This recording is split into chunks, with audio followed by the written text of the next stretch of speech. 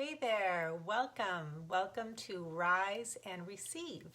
This is a reset point in your day where you get to explore how to receive what you most want by unlearning struggle.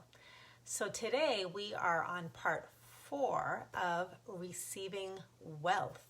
So if wealth is something that you'd like to receive, if you feel stuck around wealth, if you would like to open the flow gates, then I think you're going to enjoy today's Rise and Receive.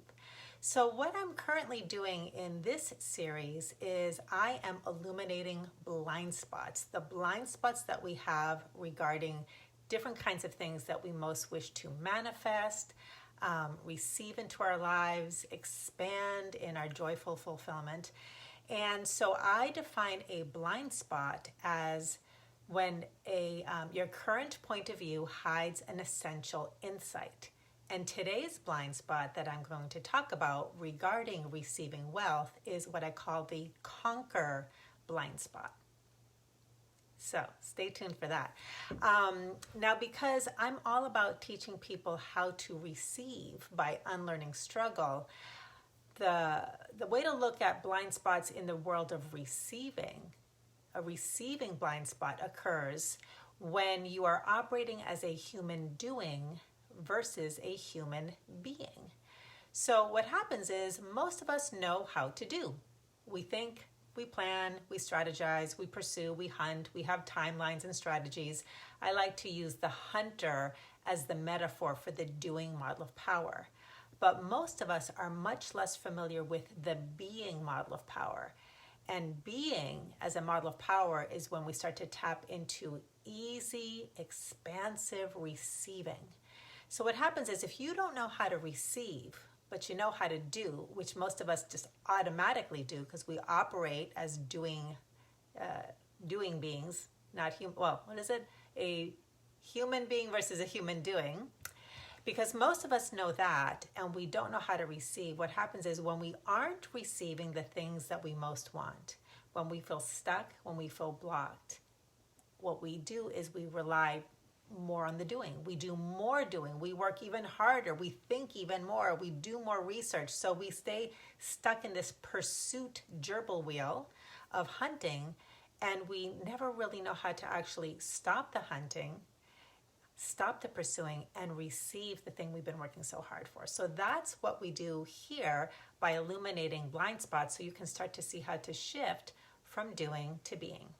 Okay, so with that, today's conquer blind spot.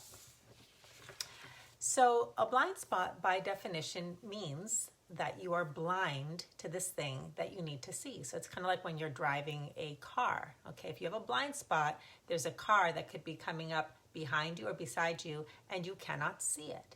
So you're not going to know what your blind spots are. And I like to give people clues. All right, so here's the clue to the conquer blind spot.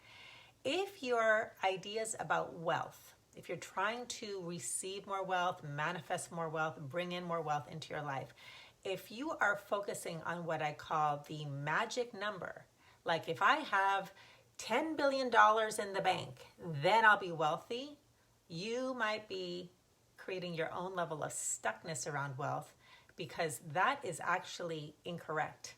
That's not going to give you wealth because, as I used to say in my more law of attraction oriented days, you how did I say it? Oh, ultimate manifestation occurs when you focus on what you really want, not what you think you want. So what you think you want is $10 billion in the bank. And if you have $10 billion in the bank, in other words, you conquer this amount, and that goes back to the hunter, then I'll be wealthy. But that's not actually what you really want. What you really want is to be in the flow of abundance. That's what you really want. So to paint a picture, I want to tell you a personal story, and I see this happen with people all the time around receiving wealth. All right. So For a while in my ongoing expansion of my own prosperity consciousness, I was fixated on the magic number. So I thought, well, if I have this much money in the bank, or if I have this much money coming in every month, then I will, whatever, fill in the blank. Then I'll feel carefree, I'll feel wealthy, I'll be wealthy, all will be well in the wealth department. And over time, I started to expand in my capacity to receive more and more money. We're not talking about wealth, we're talking about money, all right? So that was my little tiny definition of wealth. It was related to money. And more money started to come in and more money started to stay. But there was this one time when I was really stressing out about money. And I couldn't get my body and my mind in alignment with the abundance. All right, I was very much fixated on lack and scarcity. And what was interesting was I had more money in the bank, in my bank accounts, than I had ever had. So in the past, I thought if I have this much money, then I'll feel, peaceful. I won't feel stressed out about money. And no matter how I looked at it, no matter what affirmations, willingness mantras, all of that I would explore, I still felt stressed out. And in that moment, I thought, why is it that I have all this money in the bank and I'm still afraid? I'm still afraid of running out or going through my savings. Why wasn't I feeling abundant? Why wasn't I feeling wealthy? And what I realized was it didn't matter how much money I had in the bank. What was really going to help me to relax was to feel that there was an available flow of money coming towards me. And as an entrepreneur, if you're an entrepreneur, you will know that one of the things that's part of being an entrepreneur is cash flow can really vacillate. So you might have a flow coming in, and depending on how you run your business and how evolved you are as a business owner, if there isn't a predictable flow, if there isn't a cash flow that you either know where it's coming or can anticipate projections that are looking and feeling good, you might start to stress out. Salespeople go through this all the time. I don't have anybody in my pipeline. That's a high level of stress. And then people feel like they have to get into do mode and pound the pavement and market themselves or launch a new product. This happens all the time. So in that moment, I realized, for me, this isn't about how much money I have in the bank, the magic number. What I wanted to experience that would give me peace was to be in the flow. So how does this conquering blind spot really play out in terms of being in that hunter doing mode? The hunter focuses on conquering, capturing, killing, finding that thing. And it's once I've got it, I've conquered it and I'm done. And it's a finite static experience. All right. But what happens once you've got it and you've consumed the animal, let's say, you're back to hunting mode.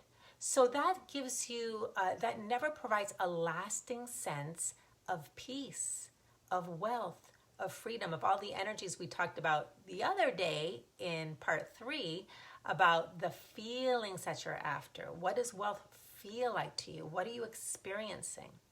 And one of the things I talk a lot about in the Receive course is what receiving is and is not. The mind and the doing lens will tell you that receiving is about getting something. But you can get things till the cows come home and you still won't have that feeling of permanence and peace and fulfillment and abundance in your life. Because once you've gotten that thing, once you've conquered it, then you're often looking for the next thing. The thing that gives you peace is being in the flow. And so in order to open the floodgates to wealth, we want to start shifting our attention from conquering or capturing a certain amount of money to being in the flow. So how do we do that? What you want to start exploring is the energy, the consciousness, the awareness, now with this new insight, a shift in perspective from this blind spot of two things: predictability and availability. When you connect to this feeling of there's a predictability to money flow occurring in my life, and that money is available to me, I can circulate it. What that does is it gives you the freedom and the peace to be able to circulate your money. I'm receiving money, and because I know money's coming in, I feel comfortable spending it or circulating it. But as soon as we feel like the flow is stopping, what do? We contract. And instead of getting in, we'll either get into this excessive energy of pounding the pavement and making money happen, all right, to increase wealth, or we'll tighten our belts. What does that do? It constricts the flow. So a great way to do this is start getting curious. You can make it a game about where in my life is there abundance that is both predictable and available. So what I started doing once I realized this was the essence of wealth for me in that moment was this. I would go on walks and the sun would be shining, and I live in a place where there's lots and lots of trees, and I would see this abundance of leaves, right? And so I would walk around and I'd say, thank you for this predictable availability of green leaves all around me, more than I could ever take in beauty. I would do that with breathing. Thank you for this predictability and availability of air to breathe and fill my lungs, more than I could ever need. Have you ever noticed that by and large, for most people who are healthy, okay, in their breathing and their respiratory, we never hoard air. We don't think, where am I going to get my next breath? We don't even think about that. We're so in the flow of breathing that we never have stress about it until and if there's a health issue. But this is what I'm talking about, predictability and availability. I would even do it around, thank you for this predictable, available, solid pavement for me to walk on every day. I can take it for granted. And if you go back to one of the earlier Rise and Receives about wealth, one of the things in the receive card that I talk about where it distinguishes what wealthy people, by and large, have in consciousness that people who are wanting more abundance or struggling with wealth don't, is that wealthy people have in their consciousness, doesn't really matter why, but this is just a factor, they have the capacity to take their abundance and access to resources for granted. That simply means that they're less focused on lack and more default to, there's just always, there's abundance in my life, so I can access it. And that's the consciousness that generates and creates more and more of the experience of wealth. So shift your attention from trying to capture or conquer a magic number to instead being in the flow. Look for evidence in your life of predictability and availability of abundance, and put your awareness on that. So how does this tie into our card from the Receive Oracle card deck? Well, I've been reading from it now we're doing a 4-part segment on this this time because wealth is a hot topic for a lot of people. So I've been reading different segments, and I'll include a link to the original full card reading, but this is the piece I want to highlight today. Wealth is not a thing. Wealth is not a feeling. Wealth is not good or bad. Wealth is a state of awareness. All receiving begins in awareness. And as you start to train your awareness, as the Dalai Lama says, as you train your awareness, and we don't get caught up in the illusion of thinking that manifestation is about mind control and saying your affirmations just right and trying to control your vibration. No, what we do is we receive everything that arises in life all day long. We keep the flow moving, and it all begins in awareness. When you start to train your awareness, as today's Rise and Receive gives you an opportunity to become aware of predictability and availability of abundance, receive that experience fully, and invite more or better using the ALI, 3-step receiving method, you really start opening up to flow, to wealth, to abundance, and to the peace and the freedom and the power and the fun that we associate with wealth.